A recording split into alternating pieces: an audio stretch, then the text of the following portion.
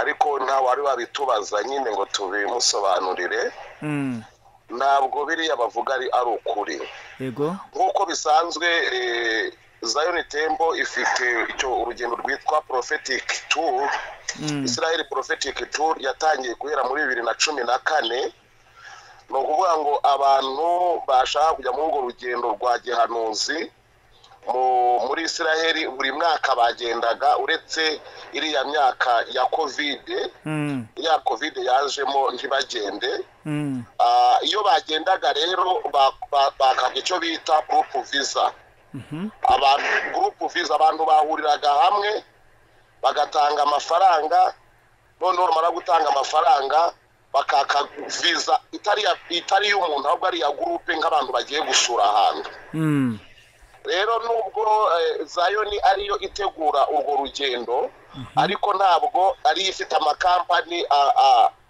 hostinga amakampani atwara company za transport navuga indege hoteli nange murabizi ko harimo gutegurwa ibyo bintu hari uburyo abantu bishyura advance bishyura mbere tike y'indege bishyura hoteli bazacumbikamo yego rero barabiteguye kino gihe muri uno mwaka bamaze kwishyura haboneka ikibazo kuko visa bayakiraga muri Israel visa bayakiraga muri Israel hashize rero hasigaye icyumweru kimwe ngo bagende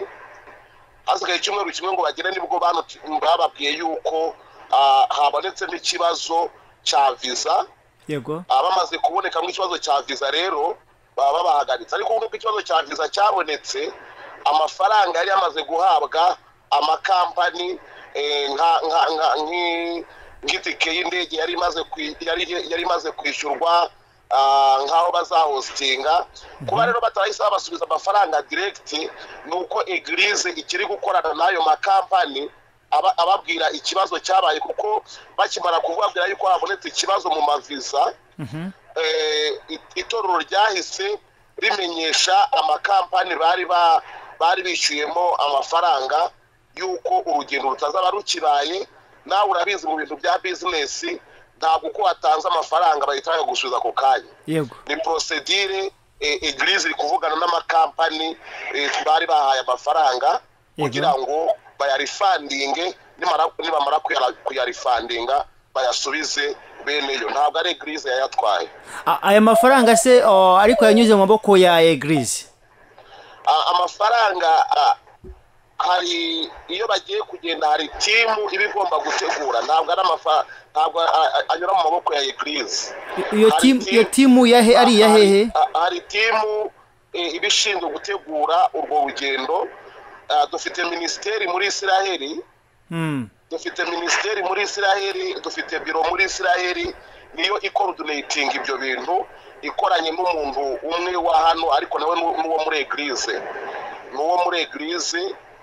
niyo mpamvu eglise rizamo yego n'uwo muri eglise yashyizweho na eglise akorana n'iyo ofisi yacu ya Israel mu gutegura urwo rugendo rw'abantu bakora urugendo rwa gihanuzi rwa Israel niyo mpamvu iyo bagiye kugenda nka group uwo muntu arabacoordinatinga bagahuriza amafaranga hamwe ibikorwa byose bigakorerwa rimwe niyo mpamvu iyo hagize ikibazo ku muntu umwe cyangwa babiri gihita cyafegitinga groupe yose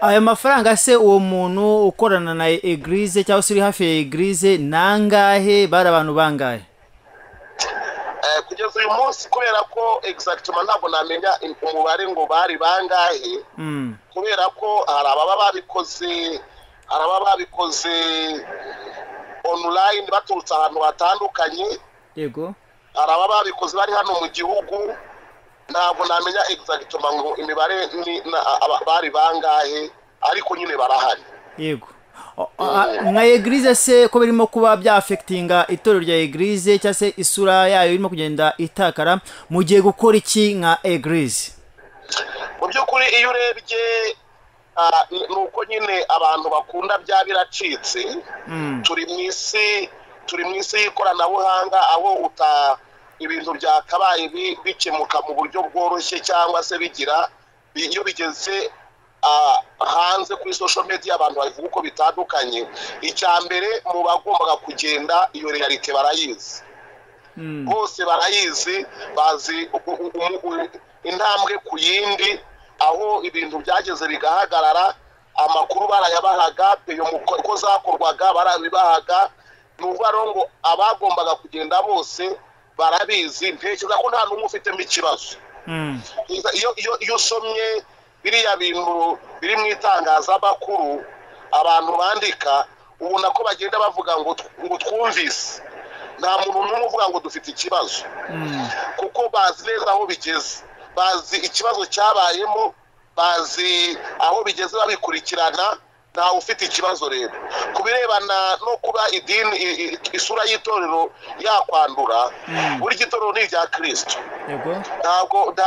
ntabwo wakwanduza izina ry'itorero ngo bishoboke.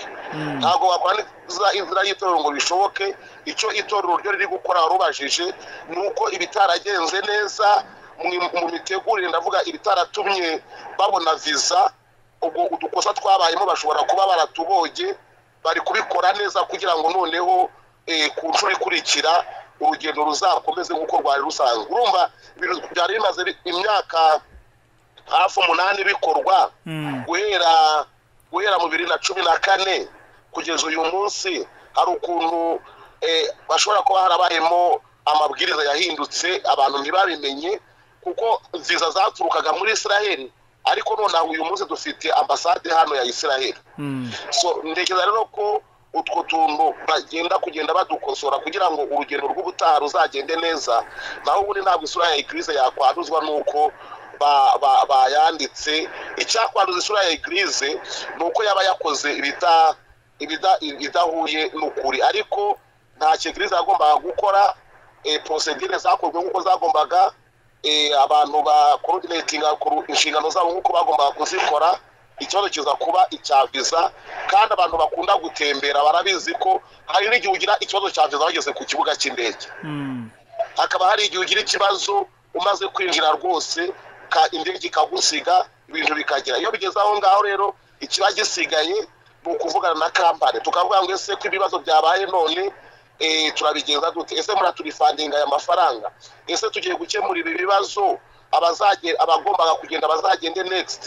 Ibyo rero ni ibintu biba bisigaye hagati aranjoma y'abacuruzi, ariko nta kibazo Eglise ifite muri ibyo. Ukurikije se urimo kubona byibuze ubutaha abasha kugenda cyane rwose, cyane kuko ibitaragenze neza mu gusaba amaviza. Nakubwiye ko ari group visa iba yasabwe. Yego. Iyo habayeho rero ari group visa yasabwe, ikibazo kimwe gishobora kwafegitinga all group. Yego. Ubwo rero niyo mpamvu bari kureba ukuntu bagenda basotinga ibyo bibazo. Twizeye ko ubutaha uko bizaba byateguwe bizagenda neza. Naho ubundi nta cyabiracitse, nta cyabaye. Abari batanze amafaranga bazi procedure aho igeze, ibintu bitungana, kandi amakuru barayahabwa umunsi ku munsi. Mushumba, reka tubashimire ku mwanya muduhaye, dore ko mufite inshingano nyinshi cyane mu kugenda mu materaniro. Barakoze cyane, Imana ibahe umugisha. Amen.